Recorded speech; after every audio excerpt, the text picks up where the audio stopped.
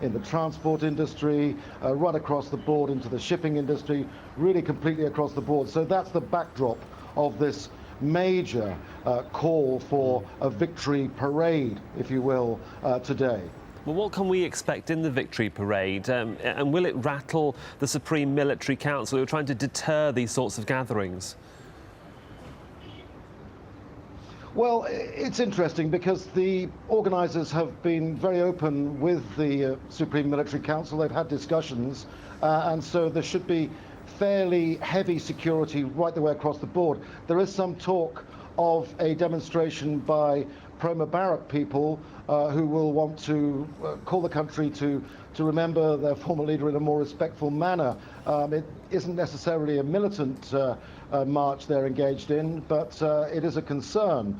Meanwhile, Sheikh Yusuf al-Qaradawi has flown in from Qatar. Now, he is really the spiritual leader of the Muslim Brotherhood, but well respected right across the board with Sunni Muslims. He will attract more crowds, I would say, and certainly he's invited to lead prayers in Tahrir Square and also lead the sermons. So that's a major aspect to today's events. But what you've got here is a kaleidoscope of emotion and interest. People who will want to continue pushing the revolution's demands, people who will want to continue pushing also a line of thought which says Egypt is now free and new. And it's a bit of a paradox, really, so in the sense that with freedom of expression and freedom of speech comes many problems for this Supreme Military Council that leads the country and will do for the next 6 months. And as this council says, it will hand over to a civilian president. For the first time in 6 decades, they're insisting that there will not be a candidate from the military in these free and fair elections. But of course, as you say, it's one of the problems the Supreme Military Council has to deal with. Even though they have been negotiating with the organisers of this protest, they're still worried about trying to get the economy back on track. And while demonstrations occur like this and systems within Egypt, whether it's tourism or banking, are still closed off, it causes a great worry. So, yes, absolutely correct. I mean, that is the key point today. It's a major test. Will this country move on? Will people who are dissatisfied with their pay and conditions be more patient? Because each time there's a twist or turn in the political situation, there's another turn in the unrest in the labour market. The railways, demands there. We've heard from Cairo railway station of train drivers wanting a 50% rise, not a 15% rise, which was promised by, in fact, the Mubarak regime when they were fighting to try and quell the unrest. So you have here a situation that is ongoing. As I say, it's a kaleidoscope of emotion and demands. And of course, the economy, key to this, the stock market still hasn't reopened. So the Supreme Military Council is very, very mindful of the sort of pressure it's up against with investors, with world markets, on how it gets this country back on track. And what doesn't help are continued, really, situations that aren't resolved. You know, only recently we've had a statement from Mohammed al-Baradei saying that he wants a new constitutional committee formed, a new presidential committee formed, should I say, which includes civilian figures. He does not trust the military to ride this out for 6 months and hand over in a clean way to a civilian administration. Emergency rules still in place. That's another issue. That really can't be lifted until the police force is sorted out, and that's in complete disarray. So much to sort out, and we shall, of course, follow events on Friday there from Cairo with you, Andrew. Thanks for joining us. Well, still much more to come here on the programme, including China's foreign ministry rejects claims it was behind a cyber attack on Canada's government. And we'll show you how the biggest solar flares in years could disrupt global communication. Stay with us.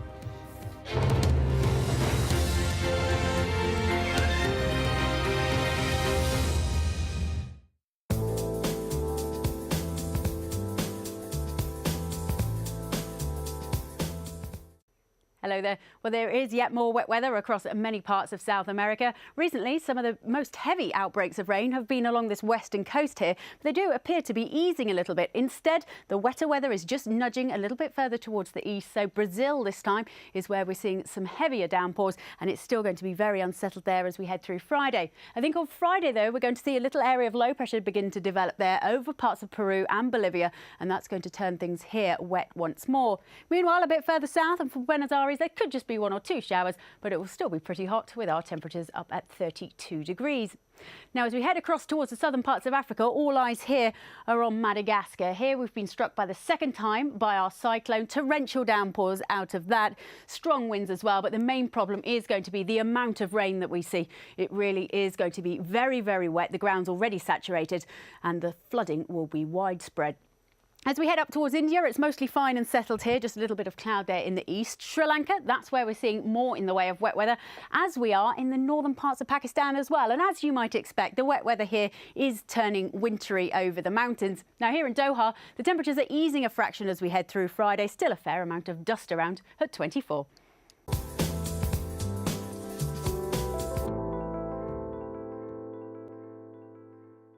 He's taken stolen goods and he's now dumping them onto the world without any sort of consideration for consequences. From people making the news. If the North will be saved a lot of trouble, I think it is important that they should come together. To those it affects. We do accept that there was very bad mistakes made in our banking area. Behind the headlines. Most South Koreans are not interested in unification. Is the inside story.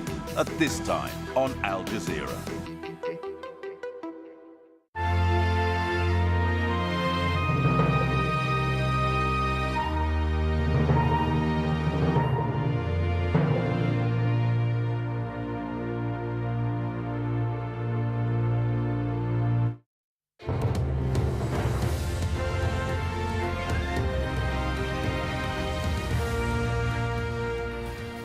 Welcome back. Our top stories here on Al Jazeera. Egyptian authorities have arrested 3 former government ministers and a businessman who are under investigation for corruption.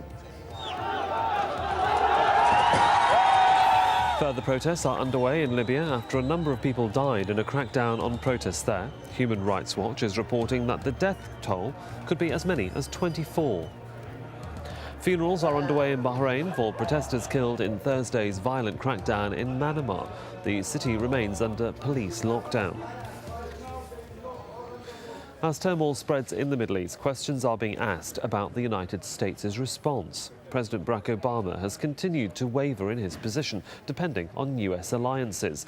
Al Jazeera's Patty Culhane reports now from Washington. While tears are still being shed, wounds bandaged, in Washington, D.C., the Obama administration reacts to the violence from Bahrain to Libya and Yemen. And as with other countries, we're not looking to dictate events, but we are making very clear the values that we hold. But when it came to protests in Iran, strong condemnation came from President Barack Obama himself this week. What's been different is the Iranian government's response, which is to shoot people and beat people and arrest people. Now that shots have been fired in the name of Bahrain's government, a key ally to the U.S. and home to the strategically critical U.S. Navy base, Secretary of State Hillary Clinton seems to be showing some support for the Bahraini government's position. While all governments have a responsibility to